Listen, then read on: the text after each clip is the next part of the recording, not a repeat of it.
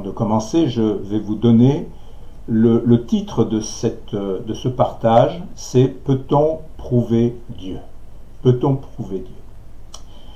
Nous remarquons que dans notre société actuelle, on peut parler de tout ou presque. Je dis presque parce qu'en effet, des sujets comme les unions entre des personnes, la sexualité entre autres, étaient il y a encore quelques années des sujets tabous. Mais aujourd'hui, il en est fait un étalage sans retenue. À l'inverse, il y a quelques années, ce n'était pas un problème de parler de religion, car elle était présente partout. Et encore aujourd'hui, plusieurs de nos jours fériés correspondent à des fêtes religieuses. Des années se sont écoulées, et aujourd'hui, parler de religion est devenu tabou. Et nous voyons que finalement, c'est un sujet qui divise plus qu'il ne rapproche. En réalité, si nous y regardons de plus près, lorsque les gens osent parler de religion, ils ne parlent que de leur religion, mais ils ne parlent pas de Dieu.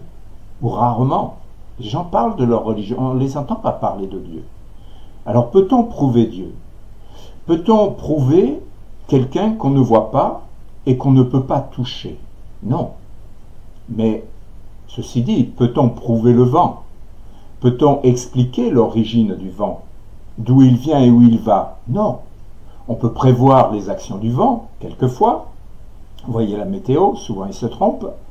On peut sentir les effets du vent et voir ses actions, mais ça n'explique pas vraiment ce qu'est le vent. Dans l'évangile de Jean, au chapitre 3, au verset 8, il est dit « Le vent souffle où il veut, et tu en entends le bruit, mais tu ne sais d'où il vient ni où il va. » Pour Dieu, c'est la même chose. Je suis incapable de le prouver.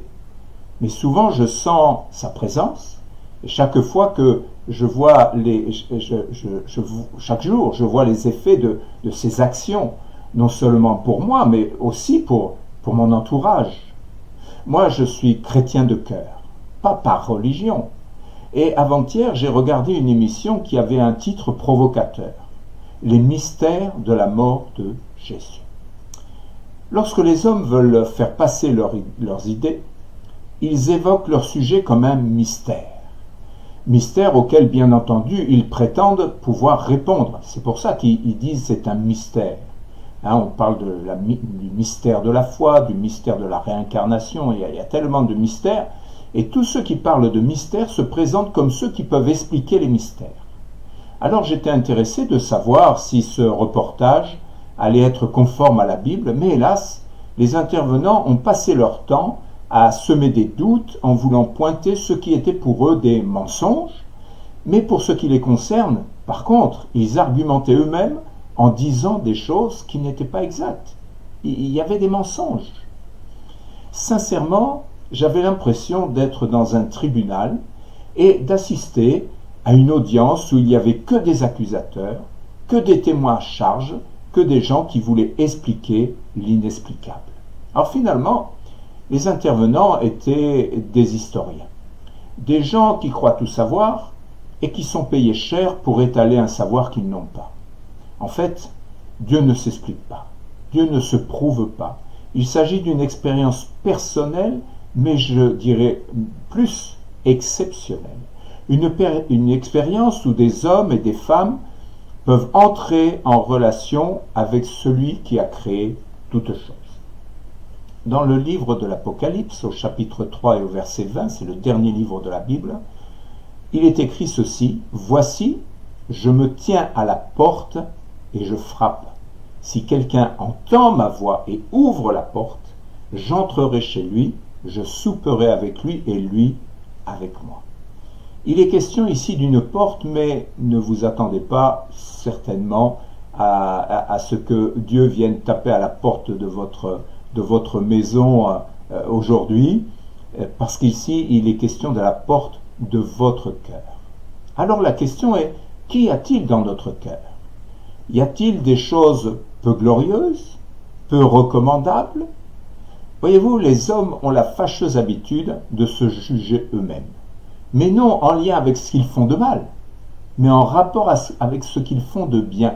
Ils flattent leur ego, ils se rassurent, ils se donnent bonne conscience. Alors Dieu ne propose pas d'entrer dans nos pensées. Il ne propose pas d'entrer dans notre esprit. Non, non, non. Il propose d'entrer dans notre cœur parce qu'il sait que c'est là où tout commence. Pour savoir ce que renferme un cœur, il suffit d'écouter les gens. Ce qu'ils disent est très souvent révélateur de l'état de leur cœur. Dans l'évangile de Matthieu, chapitre 12, verset 34, il est dit « C'est de l'abondance du cœur que la bouche parle. C'est de l'abondance du cœur que la bouche parle. » Vous connaissez ces expressions pour certainement les avoir formulées à un moment ou à un autre. Quand les gens disent « c'est plus que mon cœur ne peut en supporter ». Ou alors « ah là, tu me brises le cœur ». Ou bien « je le fais de bon cœur ». Ou encore « ah, aujourd'hui, mon cœur est dans la joie ». Mais aussi « mon cœur éprouve une profonde tristesse ». Ou alors « j'ai à cœur de te dire ». Et puis d'autres aussi qui veulent régler des comptes disent « je veux te dire ce que j'ai sur le cœur ». Et puis certainement cette formule que plusieurs ont dit « je t'aime de tout mon cœur ». Tout commence par notre cœur. Et chaque fois que Jésus a eu des paroles ou des gestes violents, parce que dans le reportage que j'ai vu, il voulait nous montrer que Jésus n'était pas si gentil que ça, que c'était quelqu'un de violent.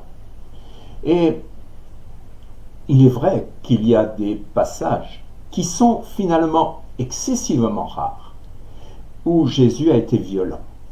Violent en parole et une fois violent en acte, parce qu'il a chassé les voleurs du temple. Mais lorsqu'on lit les Écritures, on se rend compte que Jésus avait été violent à chaque fois envers les religieux de l'époque.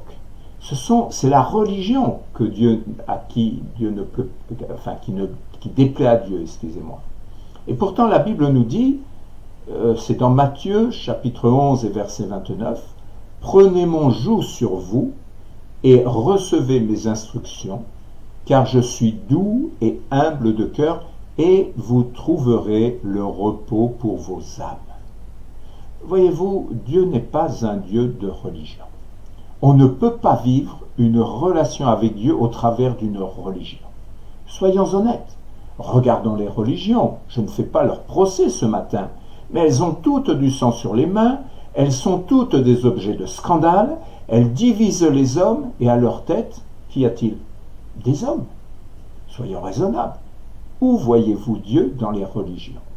Au final, on reproche à Dieu ce que les hommes font. Mais derrière les actions de ces religieux, en habit d'apparat, vous ne trouverez jamais Dieu. Alors revenons à notre question, pouvons-nous prouver Dieu? La réponse est non. Désespérément non.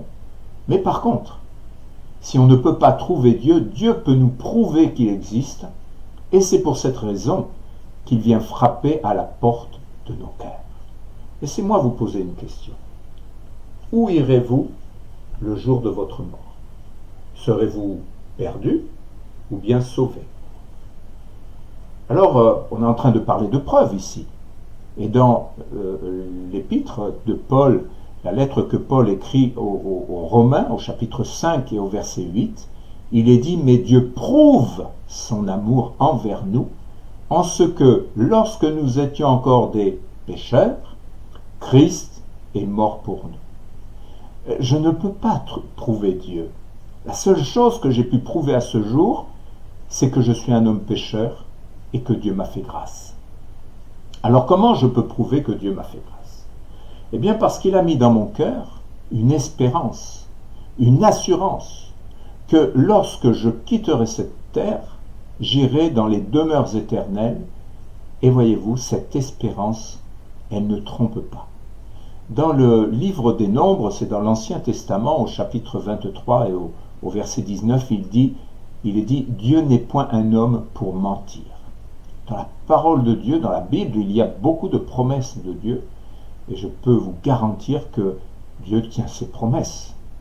Je dois ajouter aussi que cette espérance est appuyée, parce qu'il y en a qui vont dire « Oui, mais alors, juste l'espérance, hein, J'ai déjà entendu des gens qui disent mais la religion c'est une béquille pour ceux qui sont mal. Non, non, non, non, non, moi je suis en bonne santé, tout va bien et j'ai pas besoin de béquille. Mais pour vous, peut-être ça suffit pas d'avoir une espérance, une assurance dans le cœur, mais cette espérance est appuyée par une chose qu'aucun homme ne peut trouver par lui-même, et cette chose c'est la paix. Mais pas n'importe quelle paix, la paix de Dieu, cette paix qu'il est impossible d'imiter, cette paix qui correspond à ce que nous venons de lire, trouver le repos pour notre âme. Quand notre âme est en repos, nous sommes dans la paix. Voulez-vous savoir les signes du manque de paix? On a des nuits agitées, on doute de tout et de tout le monde, on ne fait confiance à personne, on sursaute au moindre bruit, on croit toujours qu'on va échouer dans ce que nous entreprenons. Toutes ces choses sont des signes que nous n'avons pas la paix. Alors j'ai des épreuves comme tout le monde. Mais quelles que soient mes épreuves, il y a en moi cette paix que Dieu me donne, et parce qu'il m'a fait une promesse, c'est d'être avec moi tous les jours. Je crois dans cette promesse. Alors, suis-je exceptionnel? Non. Suis-je meilleur qu'un autre? Certainement pas. Suis-je sans péché? Ben, pas du tout. Mais Dieu a vu dans mon cœur il a vu que dans mon cœur, il y avait une bonne terre pour y semer l'espérance et la paix. Vous voulez savoir ce qui s'est passé? Je vais vous le partager. Parce que je ne suis pas devenu chrétien comme ça du jour au lendemain parce que j'ai décidé. En réalité, ce n'était pas ça. J'étais comme la plupart d'entre vous. Je n'étais ni un délinquant, ni quelqu'un d'exemplaire, loin s'en faut. Ma vie n'était pas droite et je suis loin d'en être fier aujourd'hui. Oui, on m'avait donné une religion. J'avais eu quelques gouttes d'eau sur le front à ma naissance. J'ai fait ma communion et ma confirmation et on m'a fait croire qu'à cause de tout cela, j'étais sauvé. Sauf que, jour de ma communion, c'était le dernier jour que je mettais les pieds dans une église parce qu'on m'avait offert un joli cadeau bien emballé, avec un joli nœud, mais le problème, c'est que la boîte était vide. Parce que les religions sont des boîtes vides. Il n'y avait rien dans mon cœur. Il ne s'était rien passé. On ne m'a pas parlé de Dieu en réalité. On m'a juste donné un joli cadeau, mais la boîte était vide. Alors j'ai vécu ainsi durant des années, faisant ce qui me plaisait et qui allait, comme l'avenir allait se charger de me le prouver, avoir des conséquences catastrophiques pour mon futur, conséquences que je supporte encore aujourd'hui. Aujourd'hui, je souffre encore de mes erreurs de jeunesse, et plusieurs de ceux qui écoutent peuvent dire qu'il y a des erreurs lorsque nous sommes jeunes qui nous coûtent cher, et qui nous coûtent très très longtemps, pour ne pas dire jusqu'au dernier jour. J'avais un collègue dont le métier était d'organiser et de faire des fêtes. Je vous donne mon témoignage, comment je suis devenu chrétien. Donc son métier c'était d'organiser et de faire des fêtes ou des cérémonies pour des anniversaires, des soirées à thème, des mariages, des fêtes de fin d'année. Et comme j'étais quelqu'un de très timide, je suis allé travailler avec lui en plus de mon travail pour essayer de vaincre cette timidité. Et un jour que j'étais chez lui, donc pour préparer un spectacle, un garçon que j'avais présenté sur scène déjà, un ventriloque qui faisait ses spectacles avec sa marionnette, vous connaissez, comme Tataillé ou les choses comme ça, ce ventriloque est venu lui rendre visite. C'était la fin de journée. Ce garçon venait témoigner à ce collègue que depuis qu'il avait rencontré Jésus, sa vie avait changé. Lui qui était très violent, qui insultait sa mère et qui la frappait quelquefois, avait eu le cœur changé et il en était reconnaissant à Dieu. Alors il décrivait un ours, mais j'avais plutôt l'impression de voir et d'entendre un agneau. Et en même temps je me disais, mais celui-là il a rencontré Jésus. Ça me paraissait stupide de dire ça. Comment on peut rencontrer Jésus? Mais ça, pour moi c'était fou. Et dans ma tête il y avait plein de questions et je pensais qu'il était probablement dans une secte. Et il ne m'a adressé aucun regard durant toute l'heure. Il a parlé pendant un peu plus d'une heure.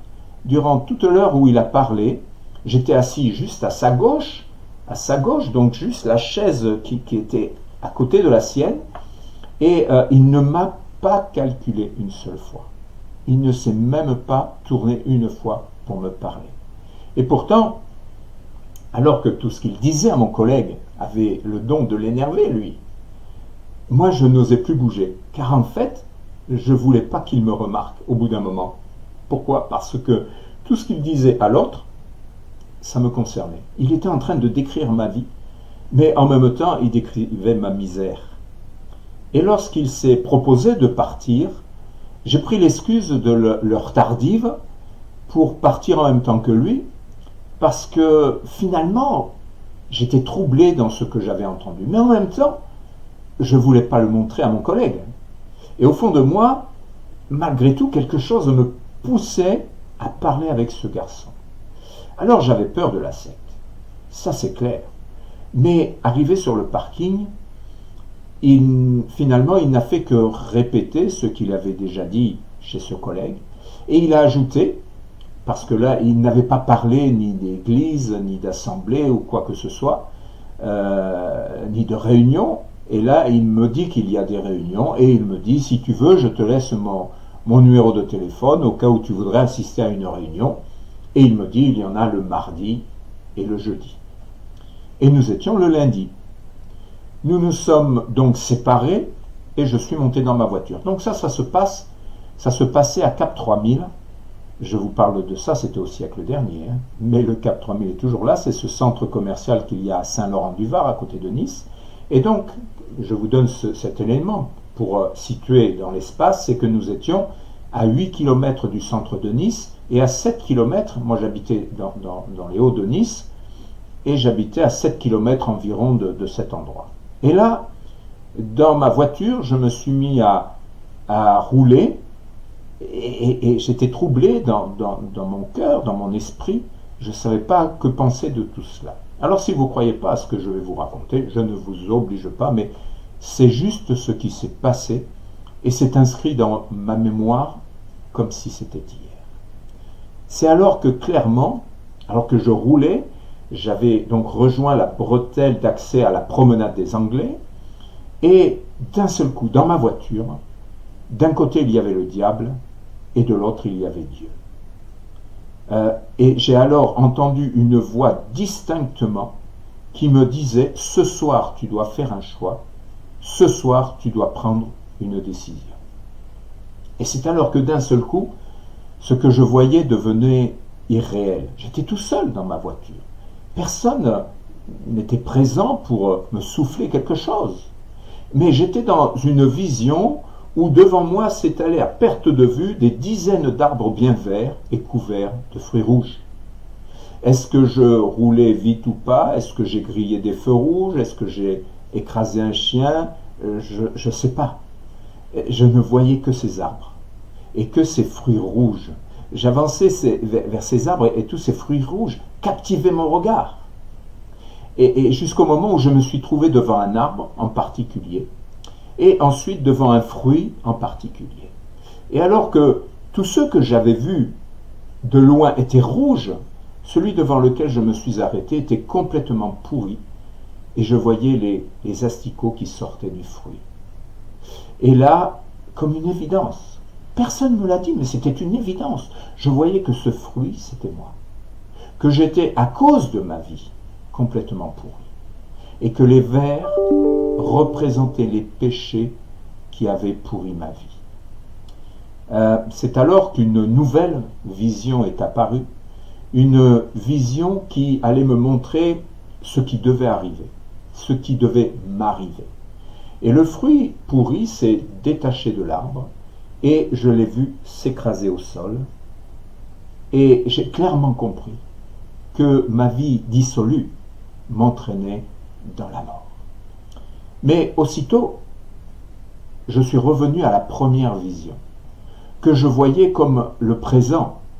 Et alors que le fruit, là j'avais vu ce qui devait arriver, ce qui devait m'arriver. Et alors que là, je reviens dans le présent, le fruit se détache de l'arbre. Et j'ai vu une main qui se plaçait dessous pour ne pas que le fruit s'écrase à terre. Et là, j'ai clairement compris, personne ne me l'a dit, mais j'ai compris que c'était la main de Dieu. Cette vision a duré pendant les 7 kilomètres qui me séparaient de chez moi. Et lorsqu'elle s'est terminée, en réalité, j'étais devant la porte de mon garage. Bien sûr, c'est étonnant cette histoire, mais inutile de vous dire combien j'étais troublé et que ma nuit a été agitée.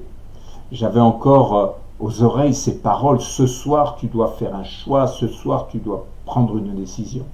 Alors l'urgence était là, comme le gars qui m'avait dit qu'il y avait des réunions le mardi, c'est-à-dire le lendemain. J'ai attendu impatiemment le mardi matin pour l'appeler. Je vous passe les détails, mais il y avait toujours dans mon cœur la crainte de la secte. Et j'étais comme poussé à aller assister à une réunion. Lorsque je l'ai eu au téléphone, il m'a dit que ce n'était pas possible ce mardi, mais plutôt le jeudi. Et pour moi, c'était catastrophique. J'étais dans l'angoisse, parce qu'il y avait toujours cette pensée: ce soir, tu dois prendre une décision, je devais faire un choix. Et évidemment, j'ai compris par la suite que comme la réunion du mardi, c'était une réunion de prière, il ne voulait pas que je vienne à une réunion de prière, et le jeudi, c'était de l'évangélisation, alors c'était plus adapté, donc, et voilà. Et je suis venu pour la première fois dans un centre évangélique, un jeudi soir, du début du mois d'avril, et c'est ainsi que là, lorsque les gens qui étaient là ont commencé à chanter, en fait, ça n'avait rien à voir avec tout ce que j'avais entendu jusqu'à maintenant, jusqu'à ce moment-là. Parce que les gens vivaient ce qu'ils chantaient. Ils chantaient de tout leur cœur, comme je le disais, de faire de tout son cœur. Alors, ma vie a été complètement bouleversée. Et alors que je dormais en moyenne, on va dire 4 heures et demie par nuit, du jour au lendemain, une grande paix et une grande joie sont venues dans ma vie. Et depuis, je dois dire, j'ai dormi sans problème, mais 7 ou 8 heures par nuit, et c'est encore le cas aujourd'hui. Et des fois, j'essaye de pas trop dormir parce que je préfère passer du temps éveillé. Mais voyez-vous, je ne peux pas inventer une telle histoire. Pourquoi? Parce qu'elle a bouleversé ma vie. Et je ne peux pas regretter aujourd'hui la décision que j'ai prise à ce moment-là. Oui, en effet, je devais faire un choix, je devais prendre une décision, et je l'ai fait. Alors non, je ne peux pas prouver Dieu. Mais Dieu m'a prouvé à partir de ce moment-là qu'il m'aimait, et jusqu'où allait son amour. L'apôtre Paul, dans sa lettre aux Romains, là encore, au chapitre 5 et au verset 8, dit « Mais Dieu prouve, vous voulez des preuves, Dieu prouve son amour envers nous en ce que, lorsque nous étions encore des pécheurs, Christ est mort pour nous. » La semaine dernière, c'était la fête de la Pâque, et nous avons parlé de cette Pâque où Christ est mort pour nous à la croix. Alors, est-ce pour autant que je n'ai jamais de soucis et d'épreuves? Ou d'épreuves? Non. Est-ce que c'est facile tous les jours? Pas davantage. Mais voyez-vous, même dans les épreuves, j'ai la paix. Je vais maintenant vous dire pourquoi je suis sûr de ce que j'avance. La réponse, c'est l'expérience. On ne vit pas avec les témoignages des autres. Si je suis béni lorsque j'entends certains témoignages, j'ai entendu des choses extraordinaires.